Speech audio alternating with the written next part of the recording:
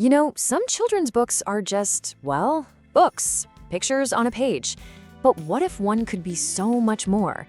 What if it was an interactive experience you could see, touch, and hear? Today, we're going to dive into a book from a legendary creator that does exactly that. It transforms storytime into a full-on sensory adventure. Okay, so before we even crack this thing open, you see the name Eric Carle, right? And immediately you just know you're in good hands. For generations of us, that name isn't just about books. It's about trust, it's about quality, and it's that one-of-a-kind art style that, it just feels like coming home.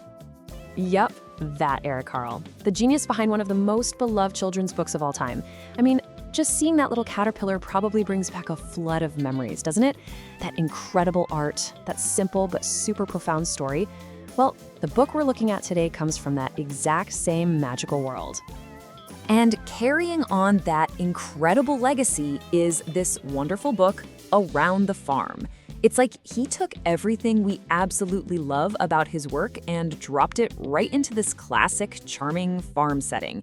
It's just perfect for little learners. So come on, let's turn the page and see what's inside.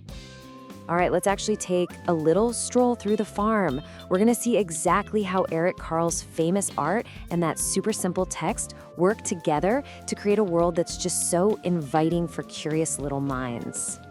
Okay, boom, right away, you see it, that signature collage style. The textures, the bold colors. It makes the art feel like it's practically jumping off the page. And the words are just so simple, but so good, They connect the word right to the action. The donkey kicks. The horse gallops. It's like poetry, but for kids. So simple, it's brilliant. And as we keep going, we meet more classic farm animals. But look at this. Each one has a little sentence that's part fact, part story starter.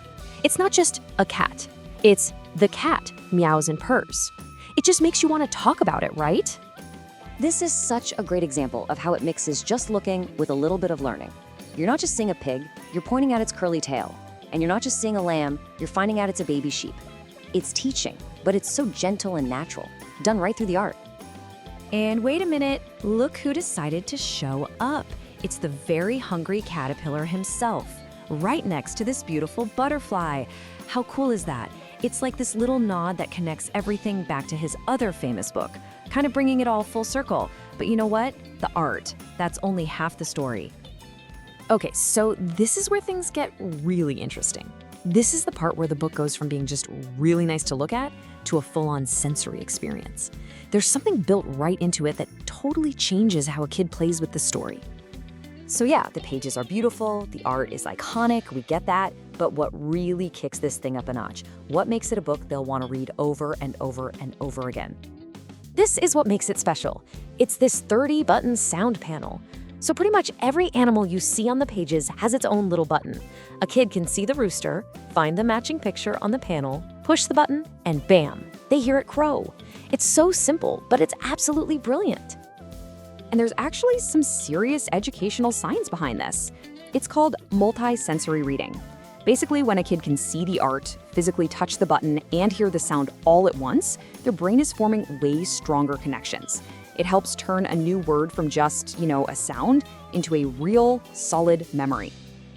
And this whole approach, it really works for little ones for a few big reasons. First, that hands-on part keeps their little fingers busy and totally engaged.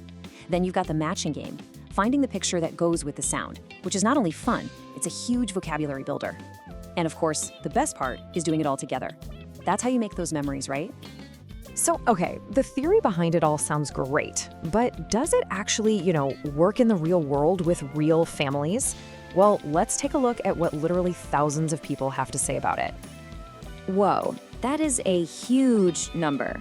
We're talking almost 26,000 positive ratings. That tells you right there, this isn't some obscure little book. It's a certified household favorite that is obviously connected with a ton of families. And it's not just the quantity, it's the quality. That massive number is backed up by an incredible 4.8 out of 5-star rating. But here's the crazy part. It was a #7 bestseller this week. Think about that. A book that's been around for years isn't just a dusty classic. It's as popular right now as it's ever been. That's some serious staying power.